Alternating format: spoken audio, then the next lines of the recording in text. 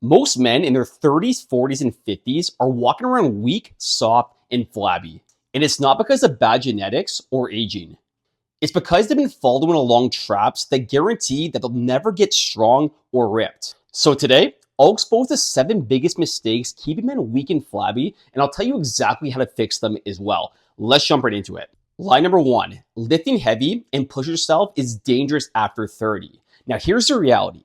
You're not getting injured because you're pushing yourself with heavy weights. You're getting injured because you're weak relative to the weights that you're pushing, and your plan is potentially flawed. Because here's the thing, a lot of guys after 30, we completely change our approach, right? Because we think that lifting heavy weights is gonna break us down, but in reality, getting strong in the gym is the best thing that you can actually do to prevent injuries, lose fat, of course, build muscle, and keep our testosterone levels high. So the fix for you is, it's not about changing the workouts and the amount of weight you're doing. It's about doing it in a good, safe, and proper manner that you can progress on over the course of months without breaking down your body. Because, of course, as we get older, we can't lift the same as 45 compared to 25. Now, if you want a free week in terms that tells you basically exactly how to do it, step by step, that shows you every single exercise, download in the comments below, because I guarantee if you progress the right way, you're gonna get stronger, you're gonna lose more fat, you're gonna build more muscle, and you're gonna have less injuries. Mistake number 2, doing cardio to lose the guts. Now here's the reality. Exercise only makes up about 5 to 10% of how many calories we burn in a day, which is a very small number, right? And if you do a lot of cardio to try to lose belly fat, it's basically the same thing as like trying to chop down a big tree with a knife. It's gonna take a lot of work, a lot of effort, and you're not gonna see a great result. Now, when I used to program a lot of cardio with my clients, here's the thing. The weight dropped, relatively speaking, because we did increase, obviously, our calorie output, but the weight that we dropped wasn't all fat, and we lost a lot of muscle at the same time because I really wasn't prioritizing strength training. So the result basically looking as men looking weak and flabby, even though we did drop the weight. Now, here's the fix. We just talked about strength training. You want to prioritize strength training, and the best thing you can do to help supplement strength training as well is get your walking in so your step count high. It's low impact the body. It's going to help increase the calorie output, and it's going to help preserve our muscle and fat loss phase coupled with that strength training.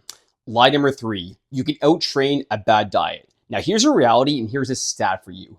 A 200-pound man on average, if they do 50 burpees, they're gonna roughly burn about 75 calories. Now, if you have a handful of almonds, that's around 160, 170 calories. So what do you think is easier for you? Doing 100 burpees to kind of burn 170 calories, or just skipping the handful of almonds? The obvious choice, right, is skipping the handful of almonds. Now, if you're gonna remember a few things from this video, I want you to remember this quote, and it's gonna make perfect sense. Now, nutrition is gonna determine the number on the scale. Of course, if we eat more, the scale goes up. If we eat less, the scale goes down. So nutrition determines the number on the scale, but your workouts determine what you look like at the number on the scale. So this is why we need to prioritize nutrition, of course, for fat loss. And this is why we have to prioritize strength training in a fat loss phase as well. Because as the weight goes down, we want to make sure that we have muscle, of course, to round out our physique. So the big fix for this in terms of like people saying you can out-train a bad diet is you got to prioritize calories and protein first. So you don't have to worry about counting like your carbs or fat, stuff like that, but fix your calories, fix your protein. That's going to help you drop the number on the scale. And then your workouts, 4 strength workouts per week, is going to help determine, again, what you look like when you drop that belly fat. So you can't out-train a bad diet. Mistake number 4, ignoring weekends. Now here's the reality. A Friday to Sunday binge, or even like 1 or 2 bad days on the weekend, could completely ruin a good week of progress in terms of training and nutrition. Now, my client Sean, like he was the poster boy of this. Like he worked his ass off, like Monday through Thursday, even to Friday, like 4 good sessions a week, nutrition on point. But then the weekend came, and then he got into the beers. He started having those comfort foods like those nachos, pizza, all those sort of things that have higher calories in them, and he completely derailed his progress. But as you can see, he lost a lot of fat. So you might be thinking, like, what are the changes that we made? So here's a fix that I want you to do if, the weekends kind of get the best of you. You want to have what's called a weekend warrior game plan.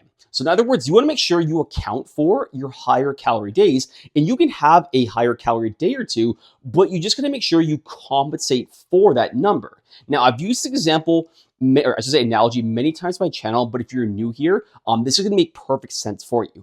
So just think in terms of money. Like if we have $700 to spend for the course of the week, it doesn't matter how we spend the $700, right? Like we can spend $100 every single day to make it nice and even. Or like, let's say on Saturday, we want to spend, $300 on whatever, a TV, a nice jacket.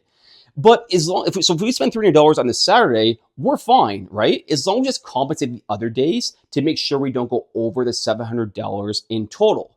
It's the same thing when it comes to calories here, guys. Like you can have a higher calorie day, but just make sure you lower the calories to make sure you don't go over your calorie budget. So that's your fix here. If the weekends get the best of you, make sure you have a Weekend Warrior game plan. And if you want a cheat sheet on that, just comment Weekend Warrior below and I'll send it to you. That shows exactly how to do it step by step.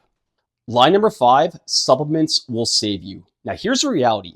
Most men on average spend about $200 a month on powders and pills. Now, focusing on supplements is really just kind of focusing on the 1 to 2% of the equation. It really doesn't make that much of a difference. Think if you had an exam to write, and in that exam, like 95% of your grade was on an essay, and the other 5% were maybe just a few multiple choice questions. That's kind of like focusing on just the multiple choice questions, like the 2 to 5%, but you're ignoring the big picture. Now, that's what a lot of guys do when it comes to supplements. And not to say the supplements can't help, but if you don't have everything else dialed in, then it's not going to make any difference at all. So here's the fix for you. Focus on everything I already talked about, your calories, your protein, your working out, and obviously your recovery. And once you dial that in and you start getting down to, let's say, 15% body fat, then you can really start getting more supplements like maybe potentially creatine, which can help with your strength and power. Not to say you can't take creatine if you're over 15%. There's some benefits to it, but point being, like, you don't need fat burners and L-carnitine and every single supplement that you heard of.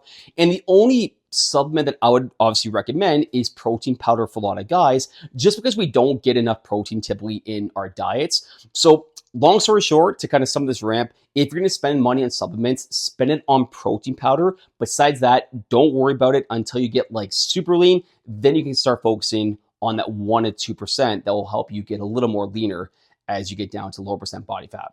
Mistake number 6, copying 20-year-old influencers. Now, a lot of these guys on social media, right, that are like ripped, younger, and have massive followings, a lot of their advice is built for that kind of demographic. Like guys who don't really have a lot of stress in their hands, they have a lot of time, they want to dedicate their life for fitness. And a lot of the stuff that they teach those influencers, it's just not sustainable and realistic for us guys, between 30 and 50 years old. Maybe we have partners who have obviously busy jobs, potentially kids. And if you try to live like a bodybuilder, it's just not going to translate well to your everyday life. Now, I'm not going to get too much of a rant on this because I just made a video and you can check that out basically up top. So I'll basically get Rick the solution on this.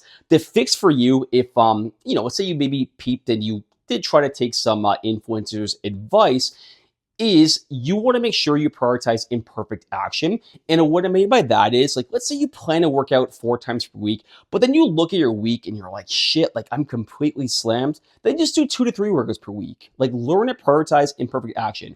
Or let's say you can't get 150 grams of protein per day, have 130 grams of protein a day. If you can't meal prep for the full week, meal prep for a couple days. Like, do what you can. That's what I'm trying to say here. And if you want more detail, once this video is done, check it up in the little video up below, and I'll basically tell you exactly what to do and more in-depth information there.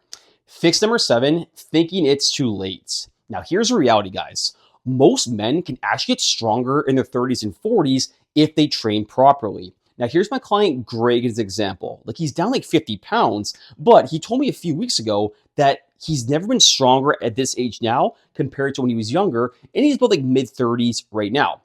Because here's the blunt truth. Like, most men, they completely do training wrong. We don't really have a plan. We do just like a bunch of endless junk volume, and we're kind of picking exercises random, that we're kind of pulling something out of a hat. Now, I say this all to say, and your fix is you can definitely get stronger and even get more ripped as we get older.